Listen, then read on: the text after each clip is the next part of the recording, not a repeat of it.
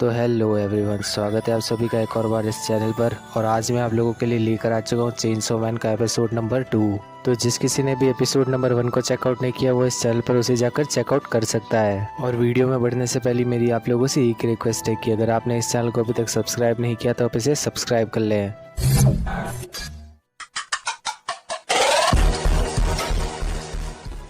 तो एपिसोड की शुरुआत में हम डेंजी और उसी लड़की को देखते हैं जो कि कार में बैठकर कहीं पर जा रहे होते हैं। वो लड़की अब डेंजी से कहती है कि उसे हमेशा से एक पेट की तलाश थी जो कि हमेशा वुफ करके उसका जवाब दे।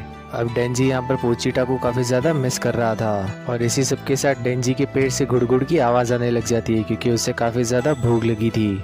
लेकिन फिर वो लड़की उससे बताती है कि इन लोगों ने भी अभी तक ब्रेकफास्ट नहीं किया।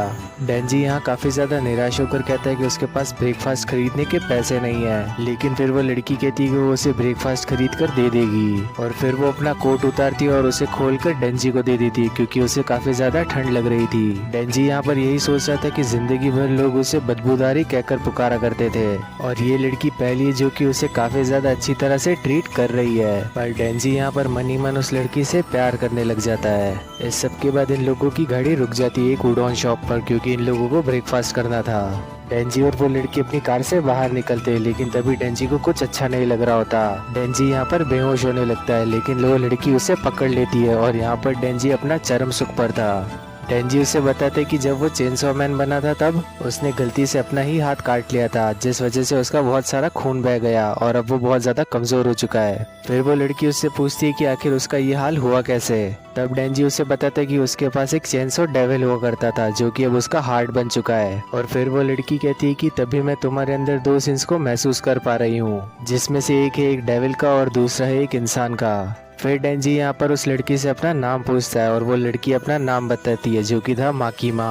फिर डेंजी यहाँ पर उस नाम को सुंदरता से लिंक करने लग जाता है और वहीं पर देखने लगता है उसे घूर घूर कर। और इसी सब के बीच इन लोगों का ब्रेकफास्ट वहाँ पर आ जाता है। अब माकीमा डेंजी से कहती कि क्या वो अपना ब्रेकफास्ट खुद खा सकता है, जिस पर डेंजी काफी ज्यादा सोचने लग जाता है और कहता है कि वो नहीं खा सकता क्योंकि पपीज ऐसा नहीं किया करते।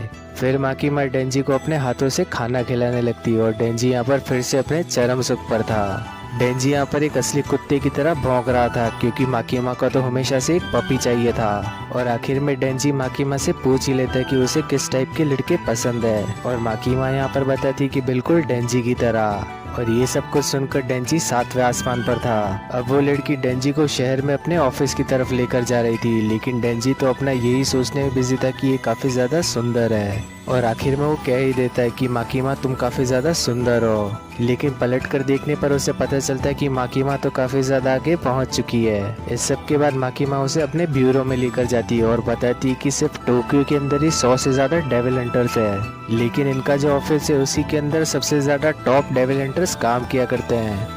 इस सब के बाद माकीमा डेंजी को अपना एक सूट देती है और कहती है कि तुम्हें इसे पहनना होगा अपने काम करते वक्त। लेकिन डेंजी को तो यहाँ पर ठीक से टाई लगाना भी नहीं आता।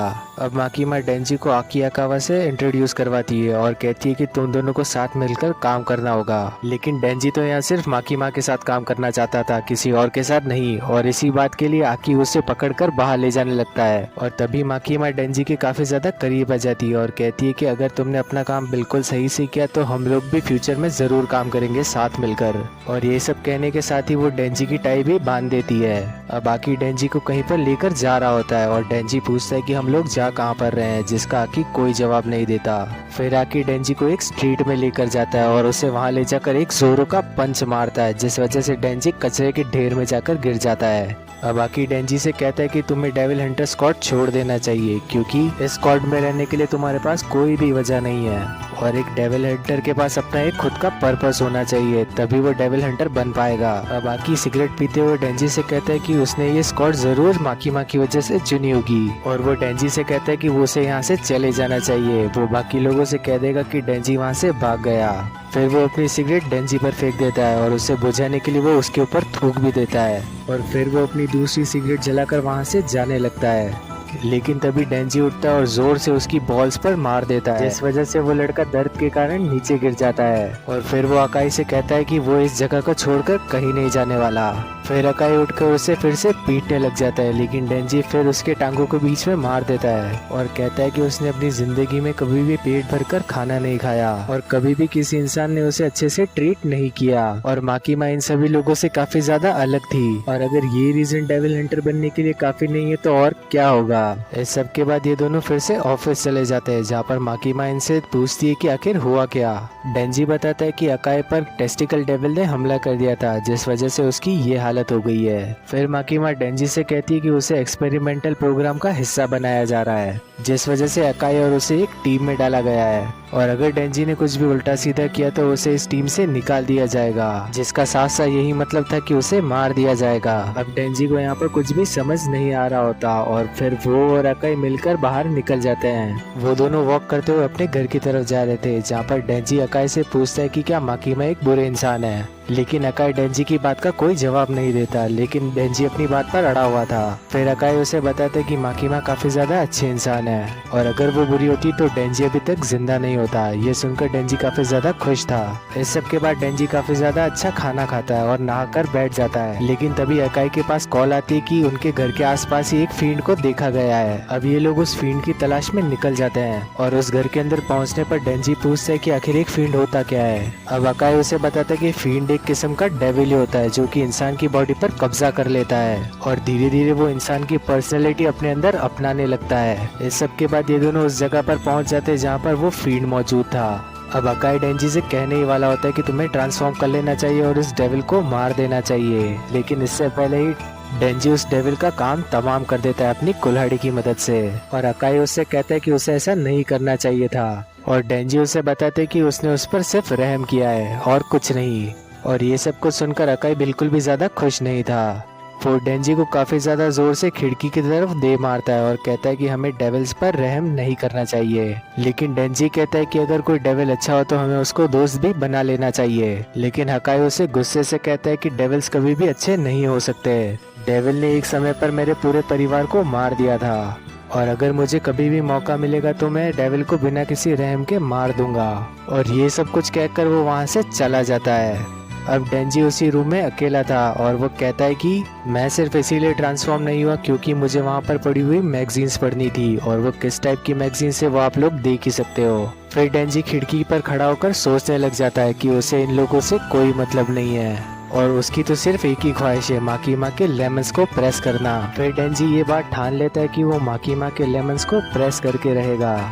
इस सब के बाद ये दोनों फिर से अपने ब्यूरो पहुंच जाते हैं, जहाँ पर माकीमा इन्हें अपने नए टीममेट से इंट्रोड्यूस करवाती है। वो इन लोगों को बताती है कि इनकी नई पार्टनर एक फील्ड है और तभी यहाँ पर उसकी एंट्री हो जाती है। वो बताती है कि सभी इंसान मेरे आगे सर झुकाओ क्योंकि मेरा नाम है पावर। डेंजी यहाँ पर यही सोच रहा था कि क्या एक फील्ड भी डेविल हंटर हो सकता है, लेकिन तभी उसकी नजर उसके चेस्ट पर जाती है और अब वो पावर के मेलन्स देखने लग जाता है और वो काफी ज्यादा एक्साइटमेंट के साथ हामी भर देता है उसे अपना टीममेट बनाने के लिए।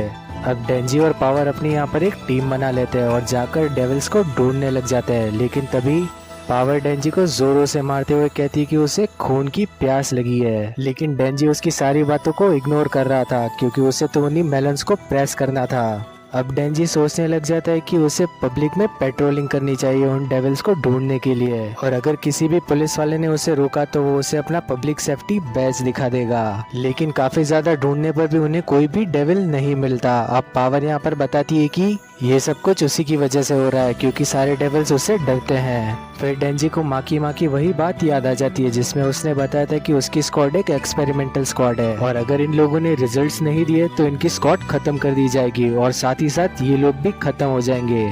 वो इस सब का जिम्मेदार अकाई को मान रहा था क्योंकि उसी की वजह से उसे पावर का स्क्वाड मिला। फिर पावर को यहाँ पर एक डेविल की अजीब सी स्मेल आने लग जाती है और वो वहाँ से कूदते हुए चली जाती है। डेंजी उसका पीछा ही कर रहा था, लेकिन तभी पावर को नजर आ जाता है एक कुकुम्बर डेविल। पावर बिना कुछ सोचे समझे उसी बिल्डिंग से कूद जाती है और अपने ब्लड से बना देती है वो एक हैमर।